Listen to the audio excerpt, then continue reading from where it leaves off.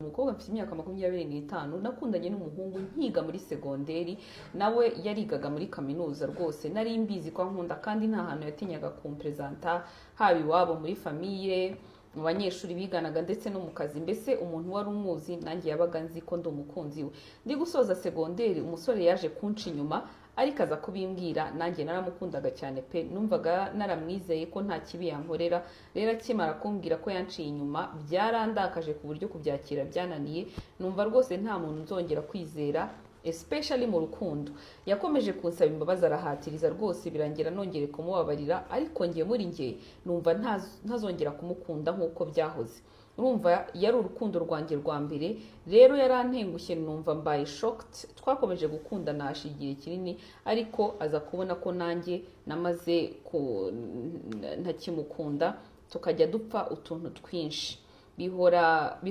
bihoraho yaje kuntera inda mpita numva ko tugomba kubana kuko numvaga ntari umukobwa wabyarira mu rugo ndangije kwiga kaminuza hanyuma mubajije uko tugiye kubana arambwira ngo tuzakora umurenge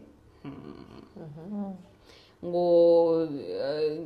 tubane nanjye mbanza kubyanga numva twakora ubukwe mu by'ukuri ntago nari mbizi ko nta bushobozi afite ariko yari wa muntu uhorana amadeni mu nshuti ze rero naje kurwara nayandivamo ni yindi ya mbere sinzi impamvu Imana niko yabishatse pe ariko nubundi sinzi ko itari kuzampitana cyakora uwo muhungu yampaye 2,000 rimwe ngo ngure imbuto yahise aseka rero ndagira ngo mungire inama impamvu yari hari yatumaga tujya kuri pressure yo kubana nuko nari ntwite ariko rwose pe nge numva naramwanze kuko ninda yanjye hari uruhare yabigizemo ngo ivemo